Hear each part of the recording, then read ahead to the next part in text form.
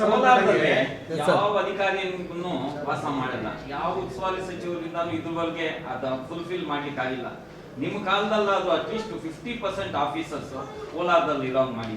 ನನ್ನ ಮಾಹಿತಿ ಪ್ರಕಾರ ಬರ್ತಾರೆ, 3 ಗಂಟೆಗೆ ಹೋಗ್ತಾರೆ. ರೈಲ್ವೆ ಸ್ಟೇಷನ್ ಅಲ್ಲಿ ಇಳಿತಾರೆ ಸರ್. ಅಲ್ಲಿ ಎಲ್ಲ ಆಫೀಸರ್ಸ್ ಚಿಪ್ಸ್ ನೀವು ನೋಡ್ಬೇಕಂದ್ರೆ ಬಂಗಾರಪೇಟೆ ಜಿಲ್ಲಾ ಮಟ್ಟದ ಅಧಿಕಾರಿಗಳು ಮಾತ್ರ ಜಿಲ್ಲೆಯಲ್ಲಿ ಇರ್ಬೇಕು, ಅದು ಕಂಪಲ್ಸರಿ. 2-3 ಎಲ್ಲ ಇಲ್ಲ, ಹೆಡ್ ಕ್ವಾರ್ಟರ್ಸ್ ಅಲ್ಲಿ ಇರ್ಬೇಕು ಅಂತ ರೂಲ್ಸ್ ಇದೆ. 2-3 ಎಲ್ಲ ಹಾಗಾದ್ರೆ ಅದೊಂದು ಆದೇಶ ಮಾಡೋಣ. ಅದನ್ನ ಒಳ್ಳೆದಾಯ್ತು.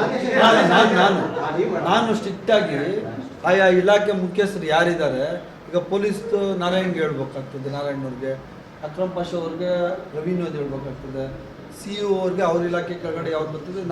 ನಾನು ಈ ಕೂಡಲೇ ನೀವು ನನ್ನ ಗಮನಕ್ಕೆ ತಗೊಂಬಂದಿದ್ದು ಒಳ್ಳೇದಾಯಿತು. ಅದನ್ನು ಕೂಡಲೇ ಜಿಲ್ಲಾ ಹೆಡ್ ಕ್ವಾರ್ಟರ್ಸಲ್ಲೇ ಇರಬೇಕು, ಇಲ್ಲಾಂದ್ರೆ ಅವ್ರ ಮೇಲೆ ಆಕ್ಷನ್ ತಗೋತೀವಿ ಅಂತ ಹೇಳಿ ಅವ್ರು ಬಂದು ಹೊರಟೋಗ್ತಾರೆ.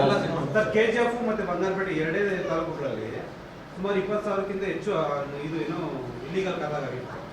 ಪ್ರದೇಶಕ್ಕೆ ಬರುವಂತ ಜಮೀನಿಗೆ ಗ್ರಾಮ ಪಂಚಾಯತಿ ಅವರು ಖಾತೆ ಕೊಡ್ತಾರೆ. ಎಲ್ಲಾ ಕಡೆನೂ ಆಗಿದೆ ಸರ್.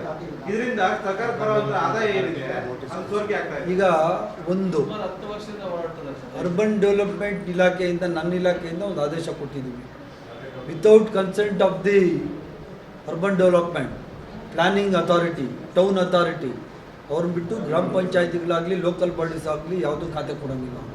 ಲೇಔಟ್ಸ್ಗೆ ಮೇಯ್ನಾಗಿ ಏನು ಅನಧಿಕೃತವಾಗಿ ಏನು ಬೆಳೀತಾ ಇದ್ದಾವಲ್ಲ ಅವನ್ನೆಲ್ಲ ಸ್ಟಾಪ್ ಮಾಡೋಂಥ ಕೆಲಸ ಕೊಟ್ಟು ನಾನು ಈಗಾಗಲೇ ಒಂದು ವಾರ ಆಗೈತೆ. ಎಷ್ಟು ದಿನ ಆಯ್ತು ಆದೇಶ ಮಾಡಿ? ಅದು ಅಲ್ಲ, ಅದೇ ಒಂದು ತಿಂಗಳಾಗಿ ಆದೇಶ ಮಾಡಿದ್ದೀವಿ.